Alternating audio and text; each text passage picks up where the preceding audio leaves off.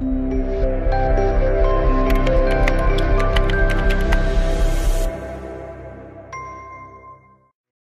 curioso de este salmo es que a la manera en que lo pide es de una manera muy práctica y pareciera sencilla, pero es: ten la actitud para que tu vida sea dichosa. Dependerá de tu actitud. Y en el salmo pide varias actitudes antes de pasar por las puertas de la iglesia. Ya vas a ver cómo es de interesante la forma en que lo dice, porque por lo general uno piensa, cuando vengo yo aquí, alabo al Señor, me olvido de mi situación complicada que tengo, entonces me enfoco en el Señor y Él me llena de gozo, me llena de paz, me fortalece, y entonces salgo de aquí diferente, y creo que está bien que sea así. Pero vamos a ver que este salmo no te habla mucho acerca de cómo salimos de acá, sino cómo entramos, Esto me hace recordar una anécdota verdadera de un niño que en una oportunidad me dice: pastor, la iglesia es mágica. Y yo le dice: pero ¿cómo así? ¿Me has visto hacer algunos trucos de magia a mí? Y me dice: no, es que mis papás pelean todo el tiempo y vienen peleando en el carro, pero cuando se bajan y entran a la iglesia sonríen y todo bien, pero cuando salen de la iglesia vuelven a pelear otra vez. Y yo pensé: ¿quiénes son tus papás para hablar con ellos, verdad? No fue en esta iglesia, por cierto, fue hace mucho tiempo. La iglesia es una bendición, y aunque el concepto como tal no está directamente relacionado, sí está implicado en este salmo. Y para no dar demoras a esto, entremos ya en materia. Dice el Salmo 100, Salmo de alabanza. Dice verso 1: cantad alegres a Dios, habitantes de toda la tierra, servid a Jehová con alegría, venid ante su presencia con regocijo. Reconoced que Jehová es Dios, Él nos hizo y no nosotros a nosotros mismos. Pueblo suyo somos y ovejas de su prado. Entrad por sus puertas con acción de gracias, por sus atrios con alabanza. Alabadle, bendecid su nombre, porque Jehová es bueno, para siempre es su misericordia y su verdad por todas las generaciones. Este es un salmo que nos invita a acercarnos a Dios. No sé cómo estés tú, si le pasas un examen a tu vida, ¿qué tan cerca estás de Dios? ¿Cómo consideras que está siendo tu caminar? ¿Le oras constantemente? ¿Vas a la Biblia constantemente? Pero uno se pregunta, ¿cómo evalúo eso si no sé exactamente qué es esto de estar cerca de Dios? Cuando yo hablo con las personas, especialmente cuando uno evangeliza, le proclama el evangelio a alguien, uno piensa, parece que acercarse a Dios es algo etéreo, abstracto, subjetivo, pero ¿cómo me acerco si Dios está en todo lugar? Porque uno piensa, yo me puedo acercar a este atril, yo me puedo acercar a ti, pero ¿cómo me acerco a Dios? Créeme, acercarse a Dios es una de las cosas más prácticas que hay. Te menciono 3 de ellas. Tú te acercas a Dios cada vez que le oras. Te acercas a Dios. De hecho, la Biblia nos invita constantemente a hacerlo. Tú te acercas a Dios cuando vas a la palabra y escuchas su voz, tienes un acercamiento a Él. Tienes un acercamiento con su corazón, su carácter, sus pensamientos, el propósito que tiene para tu vida. Y eso es práctico, es algo que puedes hacer. Y entonces ya puedes evaluar qué tan cerca estás de Dios. Pero hay un tercer elemento que algunas personas no valoran como deberían, y es congregarse. Cuando tú te congregas, te acercas a Dios. Yo no sé si has escuchado a personas que dicen, sí, pastor, pero mira, yo lo hago a mi manera. Y a mi manera es que yo no necesito una iglesia, yo no necesito congregarme, no es tan importante. Yo lo que necesito es orar y leer la Biblia, y con eso tengo. O con leer la Biblia, quizás no me gusta orar. Otro dirá, a mí lo que me gusta es orar, pero me da pereza en la Biblia. Las 3 cosas son importantes para acercarnos a Dios. Ahora, este salmo atiende especialmente la tercera. ¿Cuál es? congregarnos. Y lo que nos va a decir es, mira, lo que debes hacer para acercarte a Dios es no descuidar la importancia que tiene en tu vida el congregarte junto a otros y hacer todo lo que este salmo nos pide. Ahora, algunas personas menosprecian eso por el mal testimonio de las iglesias. Yo puedo estar sin congregarme. No deberías estar sin congregarte. Pero cuando tú decides hacerlo, cuando tú decides venir a este recinto, cuando tú decides venir a tiempo en la alabanza, cuando decides participar de la alabanza, participar de la oración, participar del ministerio que aquí realizamos, te acercas a Dios de la manera en que Dios pide. Y precisamente eso es lo que vamos a revisar en este momento. ¿Qué actitud pide el Señor al momento en que decidimos entre semana, decidimos el domingo y nos levantamos para ir a la iglesia? ¿Con qué actitud, con qué enfoque entras por estas puertas? Las que menciona el Salmo 100 son las puertas del templo. En su momento podían haber sido las del tabernáculo, pero honestamente yo creo que está hablando del templo. ¿Con qué actitud vienes? Y vas a ver que hay muchos elementos muy especiales alrededor de todo esto. ¿Y qué vamos a aprender? Fíjate, ¿cuál es la actitud que deberíamos tener cuando nos congregamos para acercarnos a Dios? Podríamos congregarnos para otra cosa y estaría bien, para aprender de la Biblia y resolver mis asuntos, para coger fuerzas para la siguiente semana, tanto. Pero vamos a enfocarnos en el hecho de congregarnos para acercarnos a Dios. Cuando te congregas para acercarte a Dios, lo primero que nos pide el Salmo es, mira, realízalo, ¿cómo?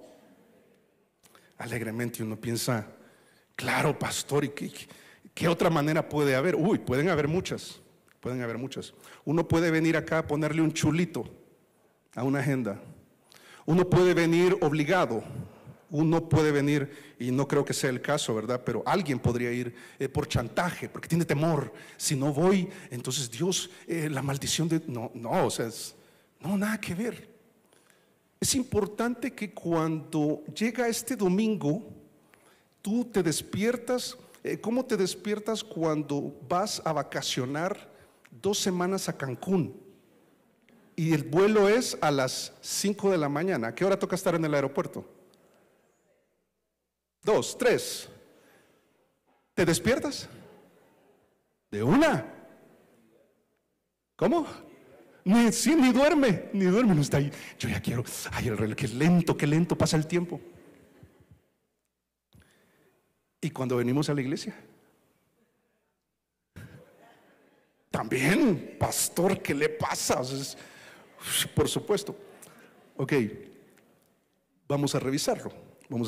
Dice en el verso 1, vas a ver varias palabras sinónimas. Dice, cantad, ¿cómo? Alegres a Dios. ¿Quiénes? Habitantes de toda la tierra. Dice después, servid a Jehová, ¿cómo? Venid ante su presencia.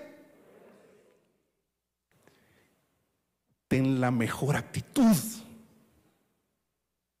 Que no haya apatía. A esto que venimos, o sea, la iglesia es tan importante. Estar juntos esta mañana es tan importante por la persona a quien nos acercamos, que es a Dios. Por tanto, es inaceptable, es absurdo, es antinatural que se haga de otra manera. Ahora, lo interesante es que revisando a detalle el Salmo, lo que dice es que la invitación es abierta. ¿Quiénes están invitados a congregarse? Los habitantes de toda la tierra, cualquiera. Esto me hace pensar que las puertas de esta iglesia, ministerialmente hablando, deben estar abiertas para todo tipo de persona, de todo contexto social, religioso, académico, cultural. Aquí puede entrar quien sea. La invitación es abierta. Pero tiene un contexto histórico, y aquí te voy comentando de a poco, te voy a ir colocando en el contexto histórico para comprender cómo lo aplicamos el día de hoy. Es entender de que en Israel habían fiestas judías, y el momento en que el salmista está pensando en hacer esa invitación, está pensando en ese momento en el que las puertas del templo se abren para los gentiles que habitan entre ellos, o los judíos que están esparcidos en otras tierras, donde la invitación es: vengan y celebremos. Vengan y celebremos. Dice Deuteronomio 16:14, y dice: te alegrarás en tus fiestas solemnes. Ahí tenemos fiesta. ¿Sabes qué me hace pensar? Que cada domingo es una celebración. Ya vas a ver de qué. Dice, te alegrarás en tus fiestas solemnes, tú, tu hijo, tu hija, tu siervo, tu sierva, el levita, es abierta, es abierta. Dice: el extranjero, el huérfano y la viuda que viven en tus poblaciones. A nadie de ellos se les va a cerrar la puerta. La invitación es abierta. Miren, conozcan a Dios, acérquense a Dios. Ah, sí, yo lo hago leyendo la Biblia y orando. Pero congrégate, ven al templo, ven a ser parte de las fiestas, en este caso histórico, judías, para celebrar. Ahora, ¿qué se celebra? Miren, hay varias fiestas anuales judías. Yo solamente te menciono tres de ellas. La primera, la Pascua. Tú sabes que lo que se celebra en la Pascua es el hecho de que Dios liberó a su pueblo Israel por medio de un sacrificio, de una víctima inocente. ¿Te acuerdas de la sangre que fue derramada? Y entonces ellos celebran anualmente el hecho de que con mano poderosa Dios los liberó de la esclavitud. La otra es la que vas a encontrar en el Antiguo Testamento. Mira, y aquí esto te va a ayudar a entender algunos aspectos cuando vayas leyendo la Biblia. Esta fiesta de las semanas son las 7 semanas o 50 días después de la Pascua. O sea, desde el momento de la Pascua, 50 días después, ahí vienen las la fiesta de las semanas, o Pentecostés. Hechos 2. Por eso en Hechos 2 habían de varios lugares que habían venido y de varias lenguas que estaban ahí presentes. Y uno piensa, ahí lo que se celebra es primordialmente en la cosecha, el hecho de lo que habían cosechado en el Señor, pero también posteriormente se le dio sentido, y yo creo que tiene sentido, que los judíos empezaron a celebrarlo por la entrega de la ley, porque después de que fueron liberados de la esclavitud, para nosotros del pecado, entonces 50 días después aproximadamente les entregó la ley. Y esto ya, yo creo que ya estás atando cabos, y uno dice: Jesús a mí me libertó de la esclavitud del pecado. Él me salvó. Y luego me dio de su palabra para saber cómo vivir en la vida. Pero luego viene la fiesta de los tabernáculos, que era que ellos recordaban todo el cuidado que Dios les había dado esos 40 años en el desierto, donde vivían en tiendas. Entonces los judíos lo que hacían era como tiendas de campaña, para recordar que así estuvieron durante 40 años, no olvidarlo. Y que durante todo ese tiempo la Biblia dice de que sus sandalias no se desgastaron. ¿Te imaginas zapatos que duran 40 años? Gracias, Señor, porque no he tenido que gastar en zapatos, ¿verdad? Es como, pero ¿te acuerdas el maná? Y tantas cosas. El Señor me dio salvación, me libertó del pecado, me dio su palabra, me ha dado fruto, y también me ha mostrado su voluntad, y también me ha cuidado todo este tiempo. Hay que celebrar. ¿Tú crees que es razón suficiente? Hay más, pero es razón suficiente para celebrar, para estar alegre. Yo sé que hay situaciones de vida difíciles, cuando te enfermas, cuando te sientes mal emocionalmente, cuando te sientes decaído, cuando la economía se pone difícil, cuando el matrimonio se pone complicado, cuando los hijos se ponen rebeldes. Hay tantas cosas que podríamos pensar en la vida, pero cuando vengo a la casa de Dios, yo pienso, tengo tantas cosas que celebrar en Él. Por eso estar o tener otro ánimo es como no es muy congruente, no es muy natural. Mira, hay mucho que celebrar cada vez que nos congregamos, ¿no te parece? Piensa en lo que Dios ha hecho en tu vida.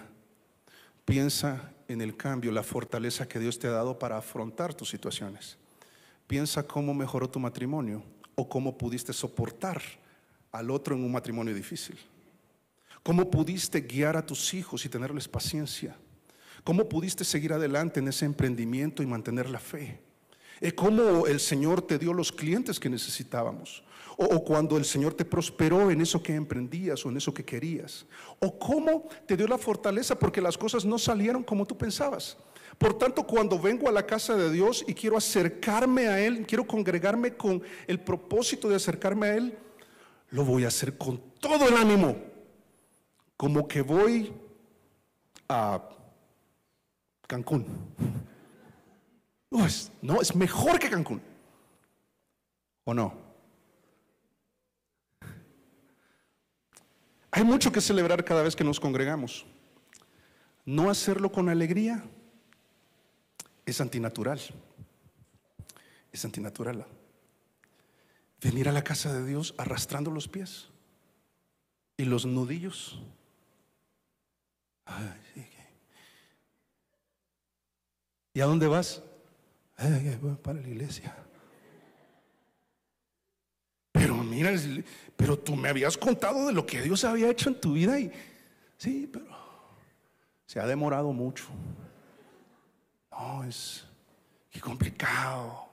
Ya no aguanto más. No tiene sentido. El salmista dice, no, mira, cuando te congregues para acercarte a Dios, tu hijo, tu hija, tu siervo, tus conocidos, a los que tú invitas, ten la mejor actitud. Ten la mejor actitud, porque de lo contrario, mira, no lo entendería, diría el salmista. ¿En qué fiestas tú, en qué celebración tú no te sientes a gusto? En las que no me invitan, ¿verdad? Uno piensa, pero ¿cómo así? Yo por ejemplo, yo te puedo ayudar en los ejemplos. Yo quizás no me siento muy a gusto cuando hay trago y alguien se está embriagando. Ahí me vas a ver aburrido. Pero cuando es un ambiente sano, estoy entre hermanos, ¿cómo se vuelve esa reunión? Buenísima. Sería muy antinatural que tú vayas alegre a cosas de mundo, que algunas son pecaminosas, otras no. Un viaje a Cancún no es pecado, hermanos, por favor. Qué bueno si pueden ir. Organícense bien, ¿verdad? Para no faltar mucho a la iglesia. Pero lo que está diciendo es que no vengamos con alegría o con entusiasmo. Tus hijos lo van a ver. No, pero es que estoy pasando por una situación. La entiendo, sí, difícil, pero te vas a ver con el Dios Todopoderoso que te ha dado tantas cosas y que te va a dar tantas cosas buenas de acuerdo a un propósito y un tiempo de Él, y es su voluntad, no la tuya. Pero de ser así, qué rico. Qué rico. Y yo creo que hay muchas cosas buenas de congregarse, como vernos, ¿sí? ¿Cierto que nos gusta vernos y platicar? ¿O te cae mal el de al lado? Díselo. No. Nos vemos con Dios. Qué rico. Qué rico.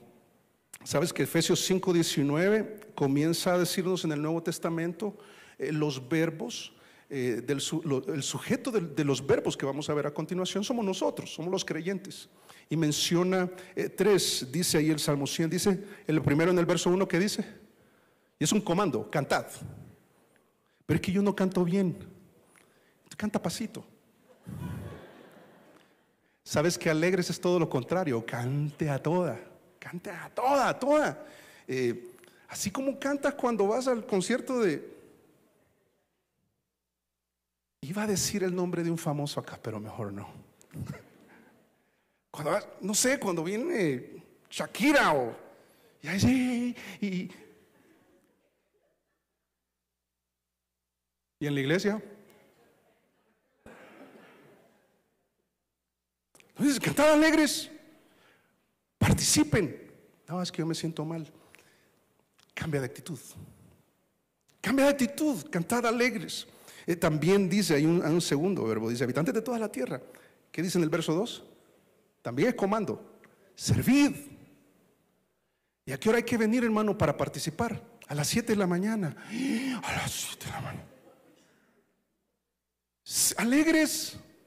Alegres, dice, servid a Jehová con alegría. Venid ante su presencia con gozo. Sobre eso Efesios 5:19 dice, hablando entre vosotros con salmos, con himnos y cánticos espirituales, dice, cantando y alabando al Señor en vuestros corazones. Sabes que en las fiestas judías era una peregrinación, y lo que sucedía es, vengan, todos están invitados. ¿Y puedo entrar? Sí, claro, puedes hacerlo. Entonces, ¿qué necesito? La buena disposición, buen entusiasmo. Y entonces, participa y hazlo con buen ánimo. Bueno, listo, entonces cantemos. Cantemos. ¡Qué rico! ¿Y qué toca hacer? Servirle. Sirvamos. ¿Y cómo toca hacerlo? Con buen entusiasmo. Listo. ¿Y qué toca hacer? Mira, tienes que levantarte más temprano. Listo. ¿Y qué más toca hacer? Bueno, hacerlo cada domingo. Listo. ¿Qué más toca hacer? Con buen ánimo. Con buen ánimo. Dice, lo que primero que tenemos que hacer es cantar. Yo pienso en los tiempos de alabanza nuestros. Son muy lindos, letras muy lindas. Es algo que ustedes me han dicho y son lindas porque proceden de la Biblia. Hay mucha música cristiana con mala doctrina. Te sorprenderías. Y muy centrada en las personas y poco centradas en el Señor.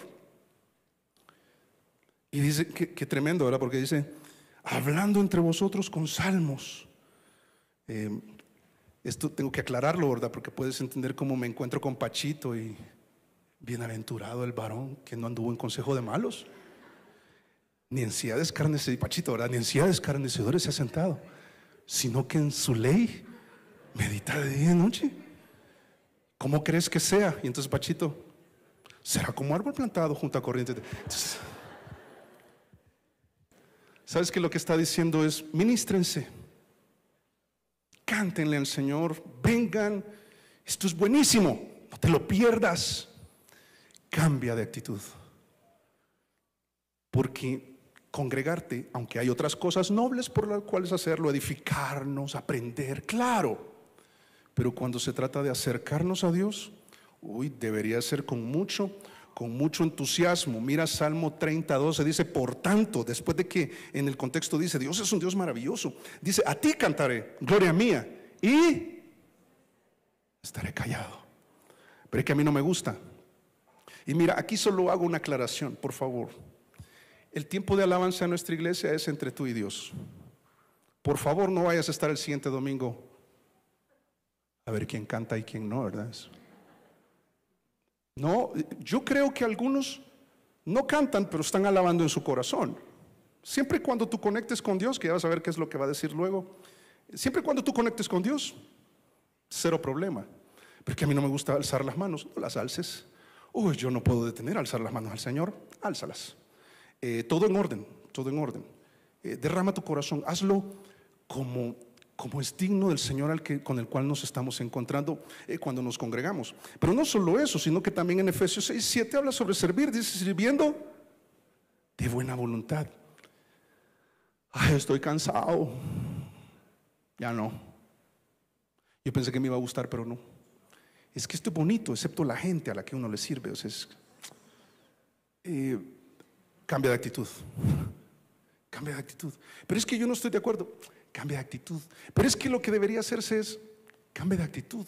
Sírvele al Señor, dice, como al Señor, dice, y no a los hombres. Eso que tú haces a favor de tu esposa, eso que haces a favor de tus hijos, o los hijos a favor de los padres, eso que hacemos en la iglesia dentro de una estructura ministerial o fuera de una estructura ministerial, con el mejor entusiasmo, que no haya apatía, que no. Y toca estudiar, y toca preparar. ¿Y cuánto tiempo? Un misionero en el África, si no mal recuerdo, recibió la carta de unos que querían ir a apoyarlo y le preguntaron si había camino para poder llegar a ese lugar. Y este misionero les responde: diles a esos que están preguntando que si hay camino, que si necesitan saber si hay camino para venir a este lugar, que ya no vengan. Y uno dice, qué extremo. Yo pienso que difícil, pero servir al Señor, lo que sea y con quien sea, a favor de quien sea, cuando se hace para el Señor debería hacerse con el mejor entusiasmo. Y entonces lo obvio es que en el verso 3 les va a decir a estos, a los que les invita, la invitación es abierta, pero no puede ser cualquier actitud. Cualquier persona, no cualquier actitud. Si lo vas a hacer, hazlo de buen ánimo. Entonces, y cuando estemos aquí, a algunos les va a tocar, si no es que a todos, reconocer algo acertadamente. ¿Qué es eso? Verso 3 dice: reconoced que Jehová es Dios. Ok. Y uno piensa, Sí, claro, obvio, obvio. Esta palabra obvio se usa muy naturalmente acá en Colombia. En El Salvador tiene otro contexto. Obvio es como, y no entiendes. Obvio, obvio. Yo me acuerdo que las primeras veces que le escuchaba yo decía algo y me decían, obvio.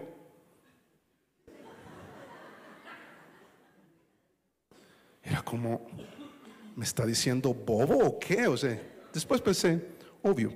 Pero aquí viene algo obvio, obvio. Es que la invitación es abierta. Hay judíos que practican su religión en aquel momento, su relación con Dios en aquel momento, en la forma en que se hacía en aquel momento, en aquel templo. La invitación es abierta. Entonces, algunos aceptan la invitación en el peregrinaje, es la fiesta de los tabernáculos o Pentecostés o la Pascua, y entonces vienen, tienen una buena actitud. Y entonces aquí estoy con buena actitud en los atrios. Vas a ver más adelante, los atrios son los pasillos hasta donde podían entrar, porque al lugar santo y al lugar santísimo solo el sacerdote y el sumo sacerdote podía. Pero hasta donde Dios me permite, aquí estoy. Y entonces, qué chévere. Cambiaron las luces, ¿verdad? Ay, la tarima, ay, qué bonito está aquí, mire, qué sorpresa. Y es una zona industrial, pero qué bonito tienen acá. Y entonces, hey, tú que vienes para encontrarte con Dios al congregarte, necesitas reconocer que Dios es Dios. Ah, no, yo tengo mis creencias. Sí, Dios, el Dios de Israel, sí, es Dios, es Dios. Pero yo tengo mis. ¿Sabes que estos que visitaban, ya sea judíos afuera de Israel o extranjeros dentro de Israel, podían tener creencias paganas que tenían que abandonar frente a este comando? Hey, muchachos, reconozcan que eso que tú crees que es Dios no es Dios. Esos ídolos no son Dios. Esas personas que declaran santos no pueden hacer nada por ti ahora. Esa creencia no es. Ese Dios que dicen, y aquí entra uno en un tema polémico, porque podemos pensar, no, pero no puede ser de que solo haya un Dios. Pero ¿y qué pasa con los del otro lado del charco, como dicen, verdad? Allá en Asia y en otros lugares donde creen otra cosa. Creen otra cosa. Pero cuando vengan y se congreguen, tienen que reconocer que Jehová es Dios. Otros quizás tienen la creencia de que la plata es Dios.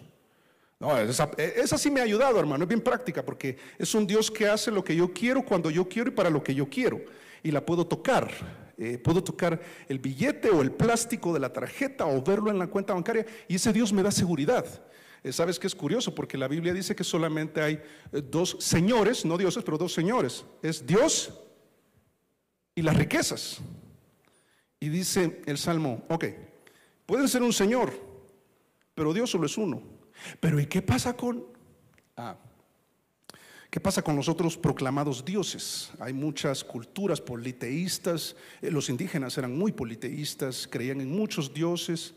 El día de hoy hasta hay gente que cree que no hay Dios. Es uno de los pensamientos más absurdos que puedan haber, porque entonces no tiene explicación todo lo que vemos, y ya lo va a atender a continuación.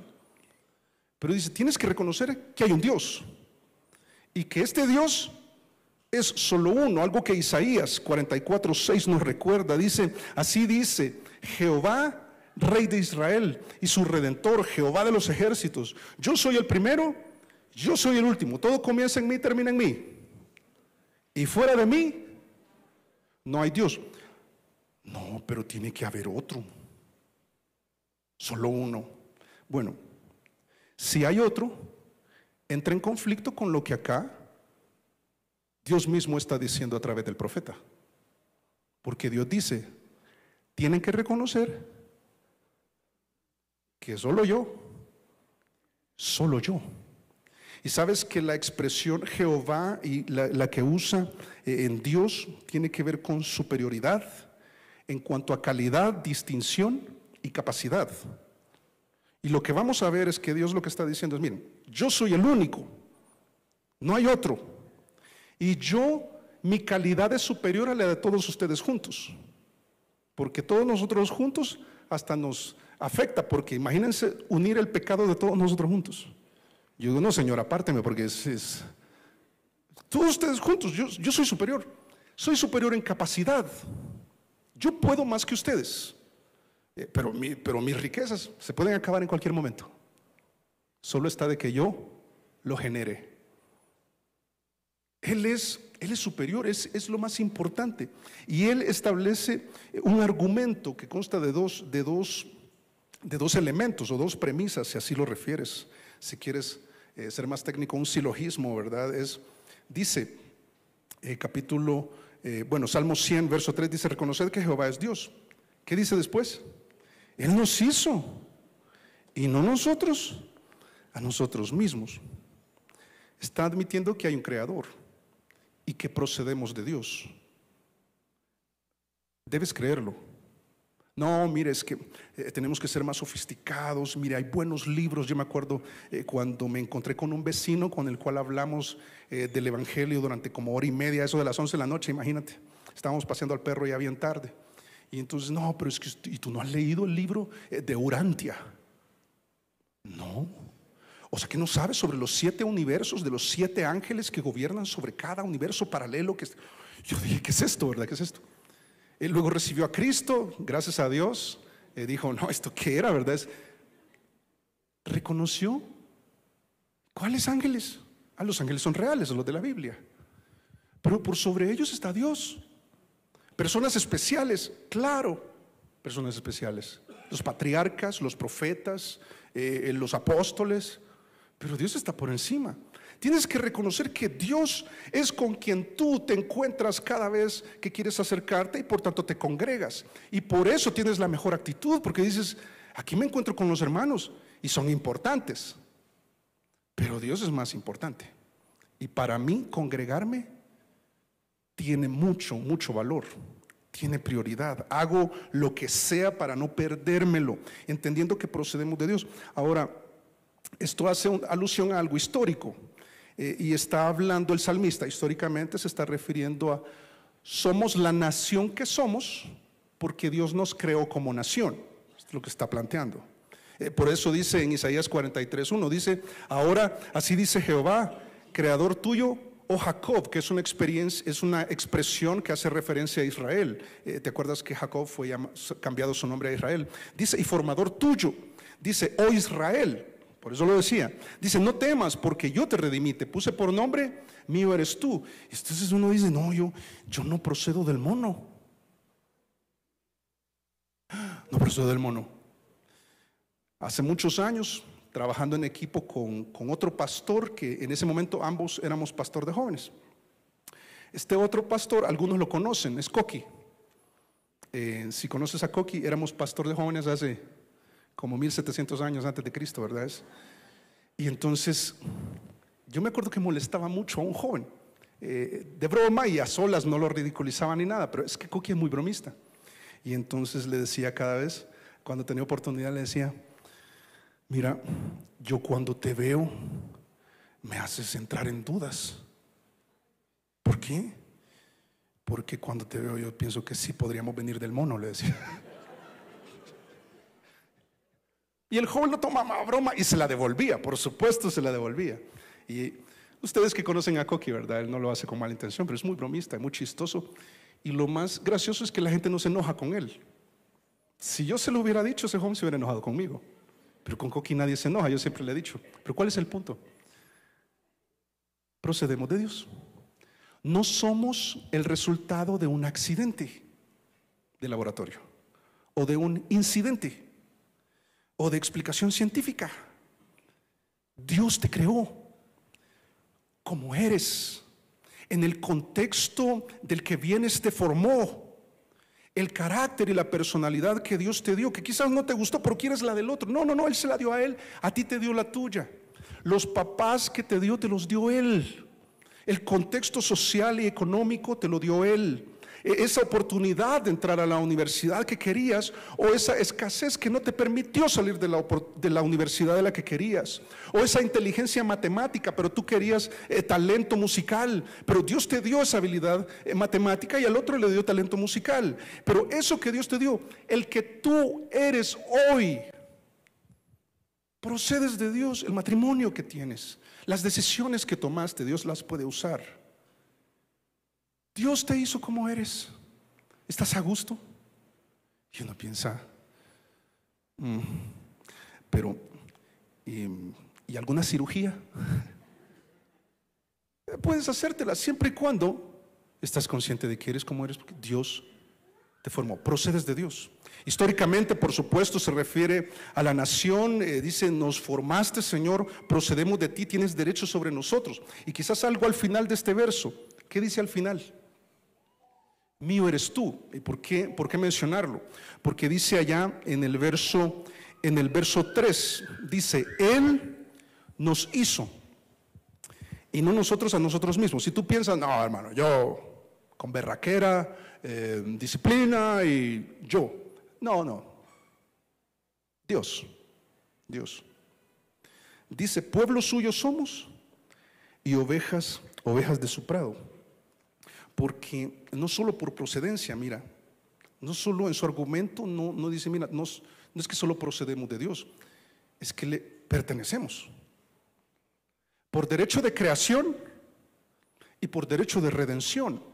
Nos volvimos esas ovejas desde que Él nos tomó, nos libertó de la esclavitud, nos guió, nos cuidó. Él nos ha pastoreado todo este tiempo. ¿Cómo no vamos a celebrar? ¿Cómo no vamos a acercarnos a Él y congregarnos con esa idea de acercarnos a Él y venir con la mejor actitud posible? Es incomprensible no hacerlo de esa manera, porque realmente estamos dispuestos a reconocer quién es Él, que Él es más importante que nosotros. Mira, le pertenecemos. También se refiere a Israel históricamente. Dice el Salmo 81, dice: oh pastor, ¿de quién? De Israel. Y de la iglesia, hermano. El texto está diciendo de Israel. Ya vamos con la iglesia. Escucha, tú que pastoreas como ovejas a José, que estás entre querubines, resplandece. Señor, tenemos la mejor guía posible. Tú eres nuestro pastor. Tú nos guiaste, tú nos diste de comer, tú nos cuidaste del enemigo, tú nos liberaste, tú nos diste tu palabra, tú nos diste entendimiento, nos permitiste acercarnos a ti. Qué cosa más tremenda, qué impactante. Luego levantaron un tabernáculo y se gozaban en lo que podían participar. Luego hubo un templo y se gozaban en las fiestas y estaban alegres porque había muchas razones para celebrar. Ahora, yo no pienso en la iglesia. Sabes que hay un texto muy, muy interesante en Juan capítulo 10, que luego de establecer la relación de pastor-oveja entre Jesús y la nación de Israel, habla de otras ovejas. Otras ovejas. Es muy, muy interesante. Juan capítulo 10, verso 16. Dice: también tengo otras ovejas que no son de este redil. ¿Cuál redil? Israel. Es que Israel es mi rebaño. Yo los he cuidado, yo los he guiado. Ellos no han sido juiciosos, pero yo he estado ahí, yo he sido fiel. Pero tengo otro rebaño. Y dice: aquellas también debo traer. ¿Y qué van a hacer estas del otro rebaño? Oirán mi voz y habrá un rebaño y un pastor. Tú eres esa oveja de ese rebaño. Eso significa que le perteneces. Tu vida no es tuya, es del Señor. Tus planes no deberían ser tus planes, deberían ser los del Señor. Tus recursos deberían ser del Señor, manejados como el Señor pide que se manejen, prudentemente, razonablemente, y canalizarlos como el Señor lo permite. Están sonando campanas por ahí, ¿verdad? ¡Wow! Efectos especiales. ¡Qué privilegio! Y prepararme para venir un domingo a encontrarme con mi Dios en medio de todo lo que estoy viviendo, pero antes de entrar por esa puerta decir: qué privilegio, procedo del Señor, le voy a dar gracias y ya va a atender ese asunto. Qué privilegio tener este pastor. Y sobre esto hay tantos textos en la Biblia, pero mira, antes, si realmente nos congregamos para acercarnos a Dios, debería haber un reconocimiento de quién es Él en verdad. Él es lo más importante, no tú. Dios es más importante que tu trabajo. Dios es más importante que tu empresa. Dios es más importante que tu familia. Con mi familia no se meta. No estoy diciendo que tu familia no es importante. Es muy importante tu familia. Pero Dios es más importante. Dios es más importante que tus horas de descanso o de sueño. Dios es más importante que aquello que te satisface, aquello que te realiza. Y mira, y lo voy a decir con la claridad posible porque puede entenderse mal, pero hasta más importante que el ministerio que Él te ha permitido tener, en el que te realizas. Dios es más importante. Y debes evaluar cuál es tu actitud, porque debería ser la más entusiasta. Y una vez estamos aquí decir: Señor, tú eres Dios, que se haga tu voluntad. Señor, enséñame a través de esta situación que estoy viviendo. No me voy a enfocar en el problema o en el causante del problema o el culpable del problema. Me voy a enfocar en este Dios al cual me acerco y por el cual pongo por prioridad cada domingo de mi vida, para venir con la actitud que se requiere por el privilegio que implica estar en este lugar y decir: soy oveja del Señor, Él es mi pastor, yo escucho su voz, yo le sigo porque vale la pena seguirle, porque es algo muy grato, porque me satisface, porque he comprobado que es lo mejor. Y por eso dejar de congregarme para acercarme a Él, impensable. Me levanto cada mañana para estar a tiempo, para el tiempo de cantos, para alabar a mi Dios. No estaré callado, no estaré tarde, no estaré haciendo otra cosa, no estaré pensando en otras cosas. Voy a conectar con Dios. Voy a conectar con Dios. Qué privilegio, porque voy a reconocer que Él verdaderamente lo es. Y por eso mira al final. Vamos a poner atención a cada palabra, como solemos hacerlo. Dice acá en el Salmo 100, es que después de reconocer que Él es Dios, mira, queda pendiente algo. Si reconoces que Él es Dios, entonces entra por esas puertas con gratitud. Dice, verso 4, entrad por sus puertas con acción de gracias, por sus atrios o por sus pasillos. Dice, con alabanza. Alabadle y bendecid su nombre. Por las diferentes semanas que tenemos, no sería extraño que tú y yo, antes de entrar por las puertas y andar por estos pasillos, yo sé que se refiere al templo, para nosotros es nuestra iglesia local, puedes venir con cierta amargura, y lo entendería. Puedes venir con cierta frustración o cierto desánimo. Y venimos acá, la palabra nos enfoca, nos fortalece, nos consuela, nos anima, y salimos de aquí diferentes. ¿Te ha pasado? Pasa todo el tiempo. Uno piensa, toca seguir, ¿verdad? Y entonces aquí nos reanimamos, nos vemos unos a otros, nos alegramos, cantamos al Señor, escuchamos su palabra y salimos diferente. Pero el movimiento que está planteando el Salmo no es cuando salimos, es cuando entramos. Es cuando entramos. Salimos, yo eso lo entiendo, y es algo que Dios obra y Él lo hace, y me complace cada vez que yo escucho que Él hace todo eso.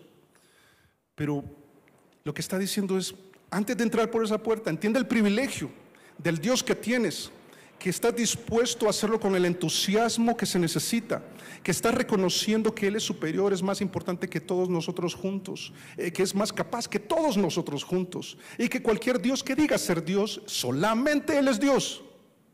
Pero mira, entra por esa puerta con gratitud. Esa es la actitud. Esa es la actitud. Deja a un lado tu amargura, deja a un lado tus frustraciones. Es una decisión consciente, es un esfuerzo intencional en el que tú dices, momentito, esto es un privilegio. Yo voy a acercarme a Dios. Por eso Congregarme es una prioridad. Voy a cambiar de actitud. Voy a mostrar gratitud. Colosenses 3:15 dice: y la paz de Dios gobierne en vuestros corazones, a la que asimismo fuisteis llamados en un solo cuerpo, y sed agradecidos. Sed agradecidos. ¿Sabes qué? Es interesante que el texto, el verso 4 en el Salmo 100, conecta dos aspectos. Uno es: dice, entrad por sus puertas con acción de gracias y por sus atrios con alabanza. Porque la alabanza es la expresión de lo que está en el corazón. ¿Cómo funciona? Cuando tu corazón está lleno de gratitud, independientemente del juego de circunstancias en el que estés, el rebalse de esa gratitud va a ser una boca que alaba al Señor y va a decir: el negocio no salió, pero yo estoy agradecido con el Señor. Yo estoy agradecido porque Él me ha dado razones suficientes para estarlo. Y vas a ver que esas razones están divorciadas de las circunstancias. Ni siquiera las menciona. Lo que va a decir es: todos podemos mostrar gratitud, porque la fuente de esa gratitud, lo que llena el corazón de esa gratitud, que resulta en un rebalse en el que tu boca va a exponer alabanza, va a dar a conocer alabanza, vas a elogiarlo, vas a hablar bien de Él, es Dios mismo. Y por esa razón puedes hacerlo, podemos hacerlo. Y es que la gratitud genuina producirá una alabanza genuina. Es algo que tú y yo debemos revisar. Es algo mecánico, es algo religioso. ¿Me están viendo? ¿No me están viendo? ¿Sí, me gusta la música? ¿O es que antes de entrar a este recinto yo digo: Dios, la estoy pasando bien complicado, pero tú me has mostrado tu bondad y me has fortalecido? Yo te bendigo. Yo puedo cantar. Yo no voy a detenerme de cantar por frustraciones, por descontentos o decepciones, por situaciones complicadas, por temas de salud, por temas matrimoniales o por temas financieros. No, yo vengo con toda la disposición a cantarte, a servirte, a acercarme a ti, a reconocerte que tú eres lo más importante. En esto que me está pasando, tú eres lo más importante. Ahora, si necesitas razones, el verso 5 te las provee. Y solo déjame apoyarme un poco en el final del verso 4. Dice: bendecid su nombre. Sabes que es muy interesante porque su nombre es una referencia a algo más que solo su identidad. En la Biblia, algunos hombres, conforme era el nombre, así era el carácter. No siempre fue así, pero esa era una idea y algo muy recurrente. En el caso de Dios sucede de manera perfecta. Es que verdaderamente, la fama que Dios se ha hecho le ha dado un nombre. ¿Sí? Por ejemplo, ¿cuál es la fama de Lionel Messi? Ser el mejor futbolista de la historia.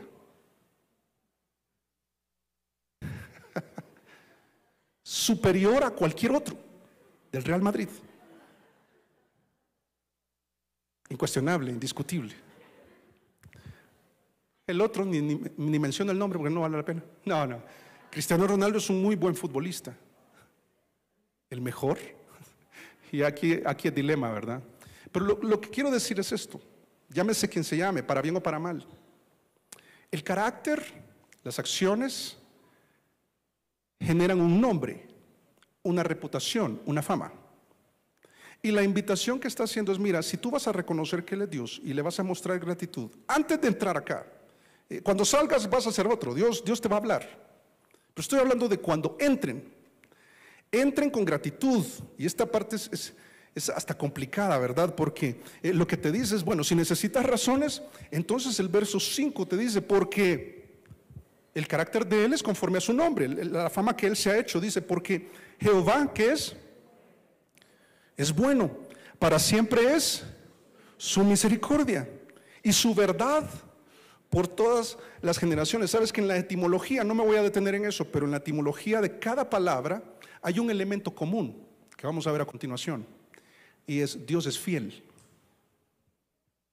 Y Bajo esa premisa, entendiendo quién es Él, el nombre que se ha hecho y que se ha mantenido fiel, puedes tener la actitud que se requiere. Es bueno, hablando de que es favorable, mira, no hay maldad en Él, en eso que estás pasando. Su misericordia es interesante porque es difícil la traducción del hebreo al español, y la más cercana a la palabra hebrea es amor constante. Sí, la misericordia es identificarse con el dolor ajeno, sí, pero también es una expresión que habla, que va más allá de lo legal, como en un matrimonio. Que dice que firmo, y entonces ahí sí tenemos una figura de matrimonio, pero Dios va más allá que un pacto.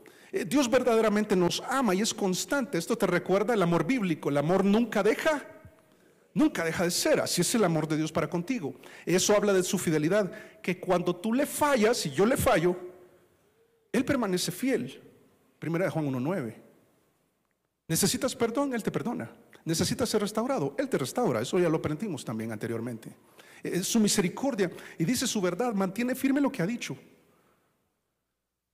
Ok, entonces, si esa es la situación, nosotros podemos concluir: es posible ser agradecido, tener gratitud, porque Dios es fiel, porque es bueno, misericordioso y te habla la verdad.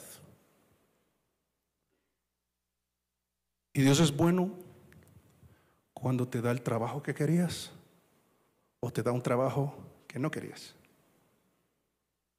Dios es bueno cuando te lo quita. Dios es bueno cuando gozas de buena salud, y sigue siendo bueno, misericordioso y de verdad cuando pierdes esa salud y empiezan los achaques. Dios es bueno cuando te da hijos, y cuando los hijos se van, Dios es bueno.